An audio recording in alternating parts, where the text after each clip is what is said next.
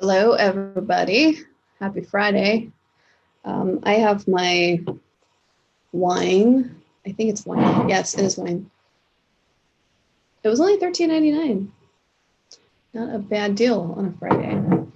Um, so I decided that I would kind of shoot the shit for the first 5 minutes and see if anybody pops on. If nobody pops on, I really don't care. It's fine. I'm not like offended. It's a Friday night. If you're a normal person and you have friends, then you go out or you hang out with your friends. Wear your mask or they'll get you. Anyway, uh, so I have a funny story that I was going to read tonight. Just because it's a quirky story. I've tried to record it 3 times, and every time I try to record it, it just flubs up and it does not work. So I have decided that apparently I need to turn my volume up because it's not anywhere where it needs to be. Okay. So yeah, so I am going to be reading tonight a story live via YouTube called Alien Werewolf of Alberta. It's a period comedy. So the background of this ridiculousness is when I was growing up, I did not read horror at all. I never read horror really until I was like in high school. My grandmother used to take me to a slew of horror movies and tell me not to tell my mother that she took me to drive-in. So I seen every Friday the 13th, every Nightmare on Elm Street at a drive-in movie theater in the boonies with woods surrounding it. So it was kind of terrifying as a child. Anyway, but my favorite stories growing up were like Anne of Green Gables. And here I am writing like weird shit like my sex bot was obsessed with me type stories.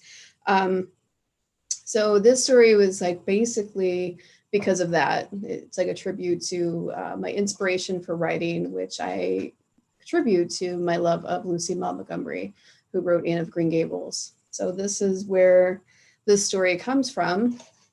But I figured I would just kind of hang out for a little bit, talk to you guys, what's been going on with me, if anyone cares. I have basically been really busy this week. Work has been kicking my ass. I've been teaching workshops again, but they're all virtual. For those that don't know, my day job is helping people find jobs. I work for the government, kind of a social worker type thing. But last like week and a half, I've been trying to slowly integrate a lot of us back into our job. So it's been busy. I haven't had a lot of time to talk to people. Everything I've done has been brief, either on breaks or during a lull during the day when I can actually think. So if I don't respond to you, don't be offended. I love you. I just have been extremely busy for the most part. But let me see if anyone is on here. I have no idea. I can't see the comments on here, which is weird. Like when I'm on here, I can't see anything until I'm done. Weird. I did that the last time. Last weekend when Bo and I were on the live stream for Halloween, which was like a 2.5 hour long of Bo Whiskey and I just shooting the shit. I still have no idea what we were talking about the entire time that we were on. I have no idea what we were talking about. I'm pretty sure I wasn't even that tipsy. I mean, I think by the end of it, we both were pretty tipsy, but for the most part, no. So I'm going to take a swig. Fun fact, I painted this glass myself for the El Dia de los Muertes holiday a few years ago. I was teaching my friend Colleen and her children how to paint glass and bake it in the oven so that it never comes off again. Fun tip, you can take acrylic paint and paint your wine glasses, bake it in the oven at 250 for 15 minutes, and it will never come off your glass. I mean, it might chip off, but it takes a very long time for it to come off. So something fun for you and your children. So anyway, what else is going on? There's an audio book coming out for Health on Experiments. Dr. Creepin has been generously working his ass off when I'm not yelling at him to hurry up and finish it. He is, I don't really yell at him. I'm kidding. But no, I guess he's finishing it now. But when he's finished with that, that should be released. I have some other things coming out in December, which I'm not going to say what they are until December, and then I will tell you all what they are. But I've been trying to write. Recently, I've been writing a series called Read Me, which Madame Frightmare has narrated the second part of that. If you don't know her channel, what are you doing with your life? Like, she's amazing. She's a very sweet girl, generous, she's new to the narration game. I've been around the block a few times, so I can usually tell you a little bit about narrators and the way they are with writers. But it has been my experience that I've had some really great narrators in my life that have helped me. So they're not all bad people. Contrary to what a lot of stuff you hear, people narrating and stealing things without permission, most of my experience has been pretty positive. So I think that without further ado, it is 8:36-ish. Let me see here. Whenever I'm doing something like this, my mother texts me. She's asking me what the Netflix password is right now. I love it. Anyway, so I'm going to start. I'm going to try to do this the best I can right now, but I'm going to give you something to stare at besides my face. So let me go ahead and there you go. This I made myself on Wordle. Don't make fun. I try sometimes. Okay, everybody. I'm gonna record this. Am I not recording it already? Uh-oh. That's okay. That's fine with me because, whoops, I suck at this. This is the worst job. This is me when I'm teaching a class. This is totally me teaching a class for work. I'm like, hold on a minute. I'm almost done. Okay. Okay. So you have a visual now, sort of. I'm going to keep this on here. Without further ado, KB Hurst, that's me, is narrating Alien Werewolf of Alberta, a period comedy. It is a tribute to my love of Canadian literature, dedicated to Lucy Maud Montgomery and Anne of Green Gables and Avonlea and all of those amazing stories that got me through my childhood. Alberta, Canada, 1906.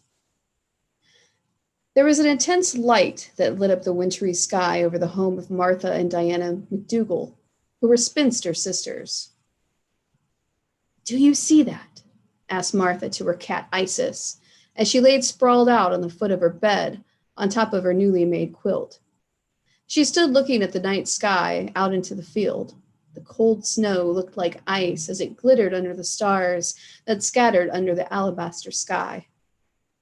Martha put her robe on, lighting her lamp with a long match, leaving her bedroom, walking down the hall to her sister Diana's room. Diana was dead asleep. Ugh. Woman could sleep through the apocalypse, Martha muttered to herself as she went toward her sister's bed. She had two cats at the foot of her bed as well, Jekyll and Hyde, who were named appropriately enough, as Jekyll enjoyed sleeping most of the day and had a pleasant disposition, while Hyde killed anything that moved across his paws.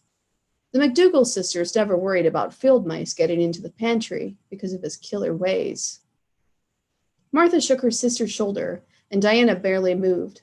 Martha shook harder, and this time Diana sat up, rubbing her eyes in confusion. Ugh, what is it, Martha? It's not even dawn yet.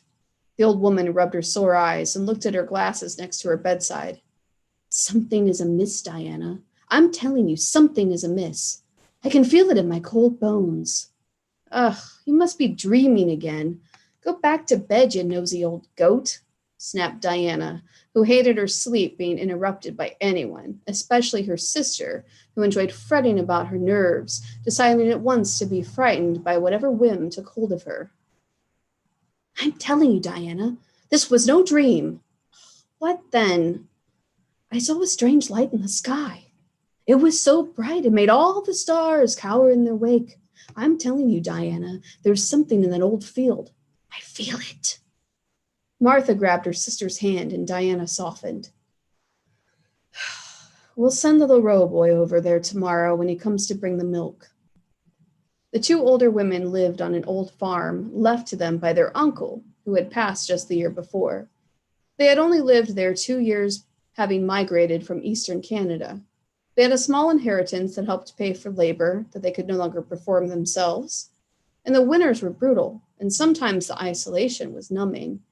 But they had each other, and between them, 7 calico cats. Get in bed next to me if it will comfort you, sister, said Diana. It would, sister, it would, Martha said excitedly, clutching her gown and putting her lamp next to the bedside. Martha tried to sleep, but she still felt the strangeness of something mysterious in the air. She slept, clinging to her sister's shoulder, while the cats reorganized themselves around the bedside, finding room on Martha's hip as she finally found the courage to snore. The next morning, Diana and Martha were up as the dawn rose over the field. The sky stretched miles and miles of flat, snow-covered fields. The homestead had an abundance of dead leaves and flowers that wrapped themselves around the veranda, clinging like tiny fingers and pawing at the windows. The knocking of the dead vines seemed abnormally sinister this morning, as though a cry for help was escaping through the curls of the stems and the winter wind blew. They scratched the windows like fingernails. The beauty of summer seemed far off now, and Martha secretly wished for the coolness of the Halifax wind and sea smell.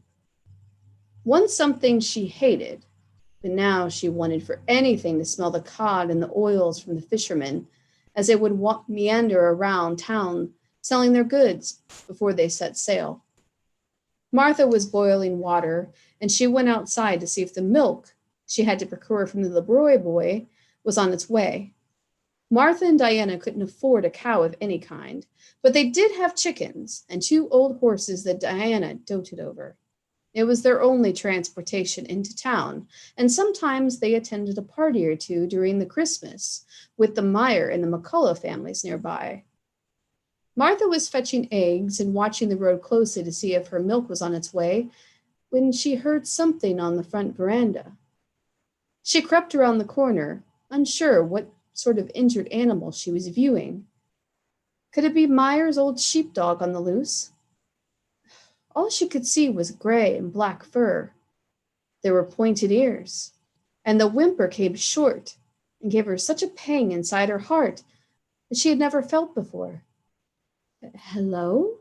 She called out. Brutus, is that you? She was sure it was the Meyer sheepdog now that she was getting closer. Diana, fetch me a pail of water. Martha yelled to her sister, who didn't hear one word over her morning reading of the Holy Bible. Diana was in the middle of Luke and was not in the least interested in being disturbed by her sister. Diana was used to blocking out the sounds of Martha as she concentrated on the holy book. Diana would pray as she looked down at her cat, Mr. Hyde, belittling him about why it was essential to be godly. Think of all those poor mice and rats you kill for sport. Do they not have families that must miss them? Diana berated Mr. Hyde, as she was never one of violence of any kind, and soon would forget the malice of killing when she was eating her beef stew, procured by the LaRoe boy. Diana was deep into her excellent book when she heard her sister scream. Diana put the good book down and stood up. What in the Lord's name is it, Martha? I'm trying to enjoy the word of my Lord.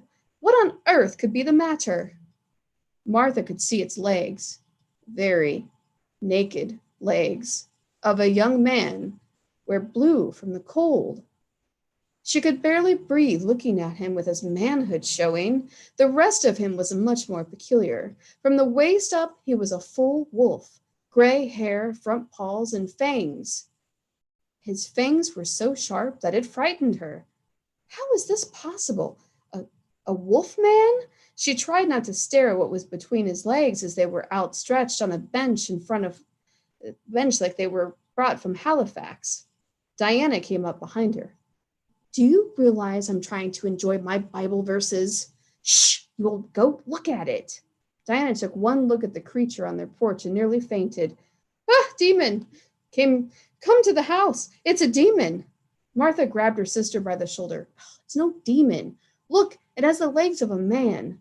It's a demon. It has come to test us. She began to pray. Dear Lord, please forgive my sister and I and whatever trespasses we have brought upon ourselves. Dear Lord, if this is a test, then rest assured we are unwavering in the blessings you have bestowed upon us. No longer will we wish for things we do not have, and a growl cut her off. Martha grabbed her sister's hand, looking at her. Will you shut up? Just once, shut up. This is not a test from the good Lord. This is a man. He has the head of a beast, Martha. Yes, but he's got the legs of a man. Then he's cursed by the devil himself, and I will not be a part of it. Martha grabbed her sister's hand, pulled her closer to the beast as they both stood by watching it. There was blood coming from the beast's shoulder. It looked charred, like it had been burnt by something. He looks like he needs a doctor, Martha said empathetically. You can't be serious. Who are we going to call? What about Dr. Lemons? Asked Martha, looking at Diana. No. Would have half the townspeople here. The last thing I want is people scattered about aggravating my rheumatism. Martha rolled her eyes. Fine. Then we'll have to do it ourselves. From my dead body, Martha McDougall. So be it. She grabbed her sister and then pulled her closer to the beast on the bench, trying to move his sleeping body. If your rheumatism is that bad, you'll be dead soon enough anyhow. Help me. Diana had tears welling in her eyes as they both struggled to pull the man-beast into the front parlor of the homestead. The small home was warm, and upon dragging the man-beast into their home, they pulled him into the front. Diana found a quilt and covered up the bottom half of him so that she would have to force her virgin holy eyes to see his manhood. Her face reddened as she covered him up. Boil some water, fetch me some cloth. I'll treat his wound. Diana went into the kitchen and placed some water from a pail into a large pot on the small stove.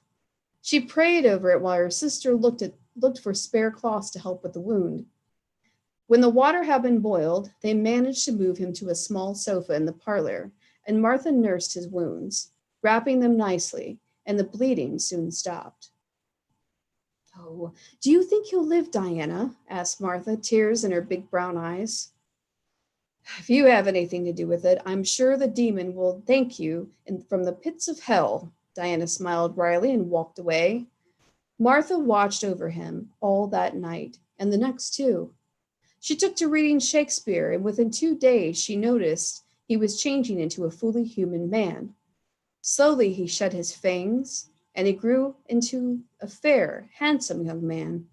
His arms were muscular, and he was beautiful. His hair was black as the gray wolf's fur fell off his body. So much of it fell from him, she had to use a broom to clean it away from her wooden floors. Diana would walk by the parlor, peeking in each day, but never going in. Instead, she made the sign of the cross and would keep on going. She was curious, but the fear of aiding and abetting a demon was too much for her soul to take. It was nearly dawn on the 4th morning when Martha was awakened from a dead sleep by a scream. She quickly got out of bed and noticed her sister running from the parlor. What on earth, Diana? It speaks, she said, running past her sister into her bedroom and locking her bedroom door. Martha ran into the parlor and looked inside at the man who now sat on her sofa. He looked at her rubbing his upper arm, which was bleeding again. Martha ran over without thinking and grabbed a cloth, placing her hands upon him. He touched her hand, pulling her away roughly.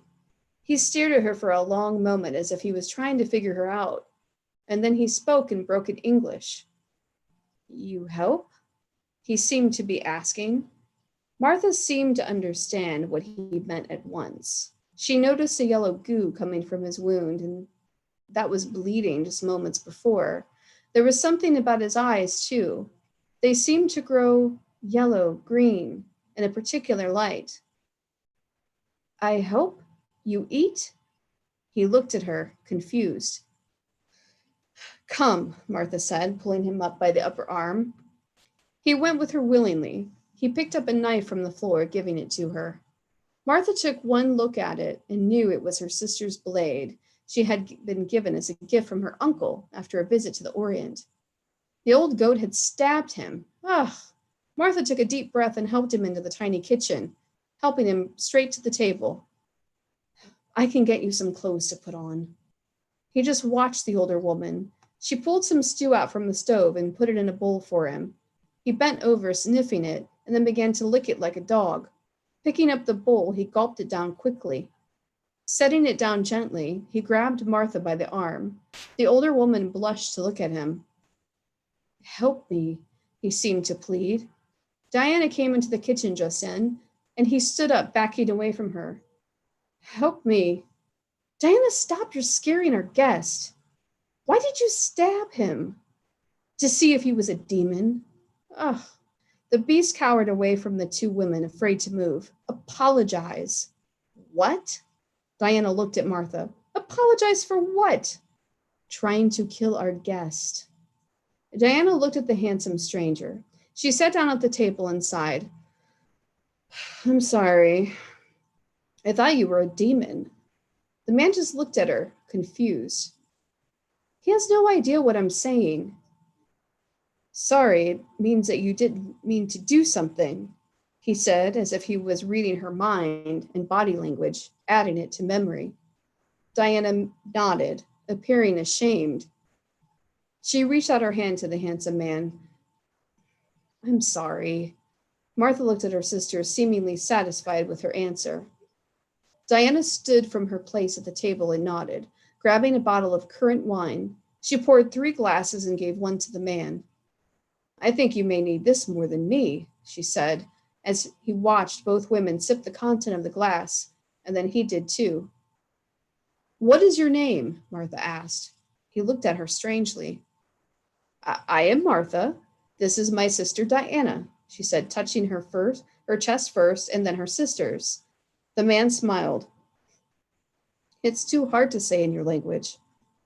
You resemble a man I used to know in Halifax.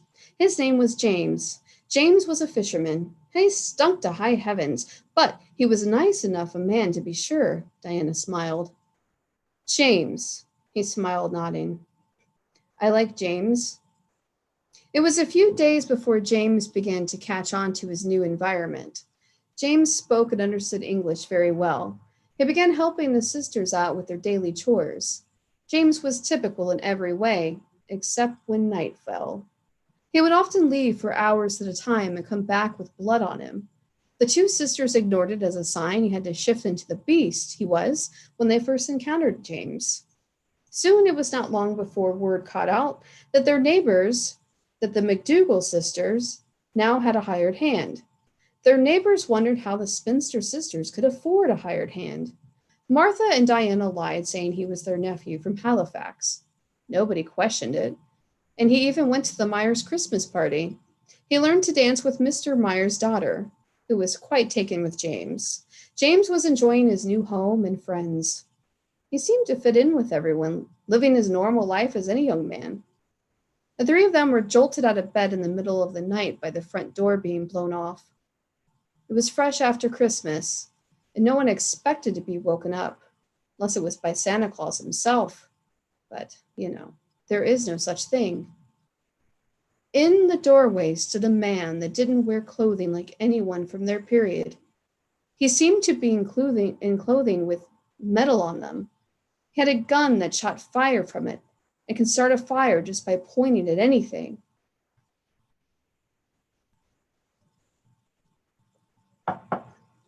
Torshame morame, he yelled in another language.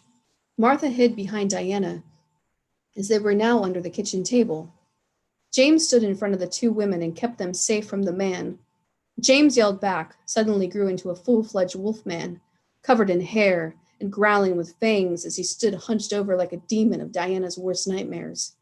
He growled at the man fiercely. The man shot at him, but James leapt into the air and caught hold of him by the teeth. Martha and Diana screamed, running toward the back of their house. They went out of the back of the house and ran toward the barn. There were lights and strange objects in the sky. They hid in the barn most of the night, hearing explosions and growling. It seemed hours, but finally by morning it was over. The sisters looked at each other and agreed they would assess the damage in the morning. Luckily, there was no real damage except the front door. James was missing, but the man from the night before was sitting on their parlor sofa.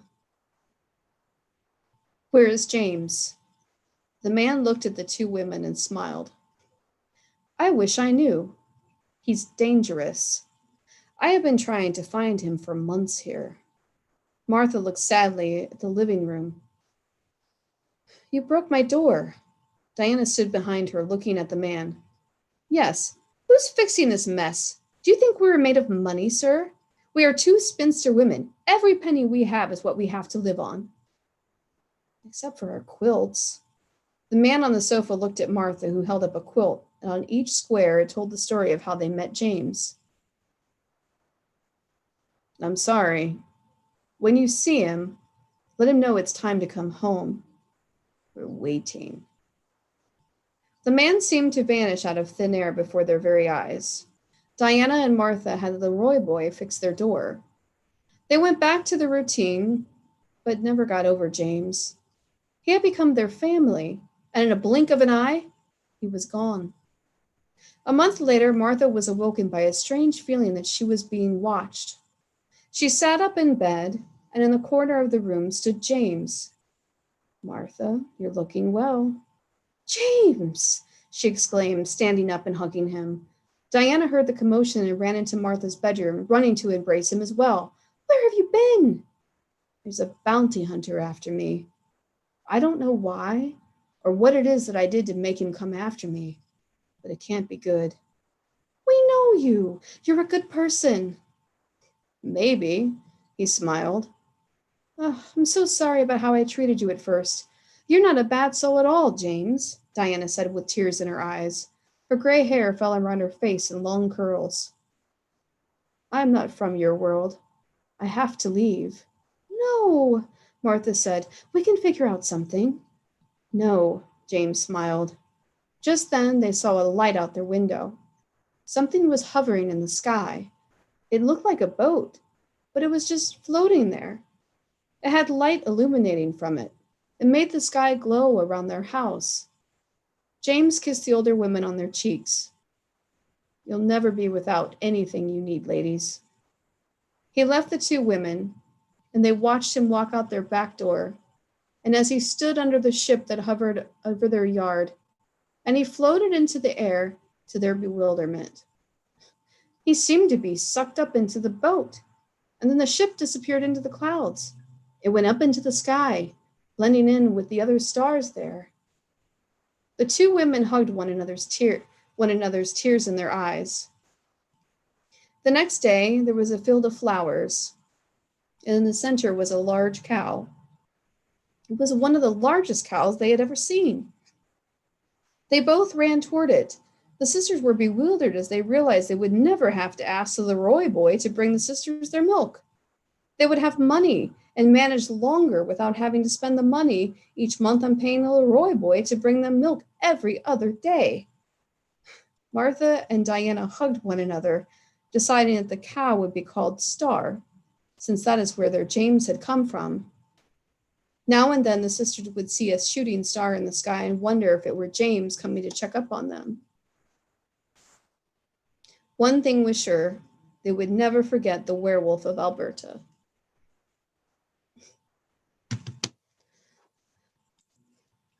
So that is my strange story. Happy Friday, everyone. Glad that you were able to join me, even if just for about a half hour. This is a mini Friday night fling with me. mini updates. It's really hot in here in my office. But I have no idea what else to say.